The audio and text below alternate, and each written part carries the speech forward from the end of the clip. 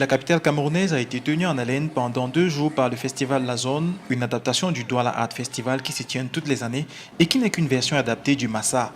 Pour cette unique édition, ce qui marque, c'est l'expression du street art à travers des peintures et des fresques comme celles réalisées sur cette façade de l'Institut français de la ville par Guy Kokam et Quelion, mais également l'excentricité dans le style qui fait ses débuts ici. Pendant 2 jours, le street art s'exporte dans cette célèbre rue de la capitale politique camerounaise Yaoundé. Si on parle d'art et de culture en relation avec les objectifs de développement pour le millénaire, il faut dire que les artistes et stylistes excentriques se sont regroupés ici à Yaoundé pour repenser l'habillement de 2050. Ainsi, 3 artistes stylistes ont décidé de se réunir autour d'un concept hors du commun avec pour vision l'habillement de 2050. On va d'abord sur la base du DOMAF qui est demain, c'est hier. Les tenues que nous sommes en train de confectionner déjà, en fait, c'est comment est-ce qu'on voit la vision de comment on va s'habiller en 2050. On travaille avec tout, on travaille avec du bois, on travaille avec de l'aluminium, on travaille avec des ustensiles de cuisine. On appelle ça le upcycling.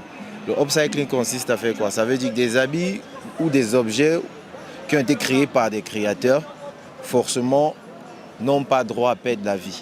Les mannequins osent la différence car pour eux, l'œuvre du styliste est une création de l'esprit, donc elle ne doit pas mourir. Ce qui a été créé par quelqu'un ne doit pas être oublié parce que c'est son image. Il a laissé son esprit travailler, du coup on doit promouvoir sa chose, c'est ça. Il faut dès lors penser à récupérer et à recycler les habits, chaussures, tissus, objets jetés dans la nature. Si on pense déjà à la mode du futur, c'est parce que la zone DOMAF de Yaoundé a axé sa thématique autour des objectifs pour le développement durable, dont il est à la fois une expression à travers les actions de la société civile. Ça, c'est la première fois qu'on reproduit l'expérience de la zone du Massa en dehors du Massa, en dehors d'Abidjan. Donc, et c'est bien trouvé que ça se passe à Yaoundé, la capitale, sur une rue, une avenue qui est populaire, qui est un lieu de vie.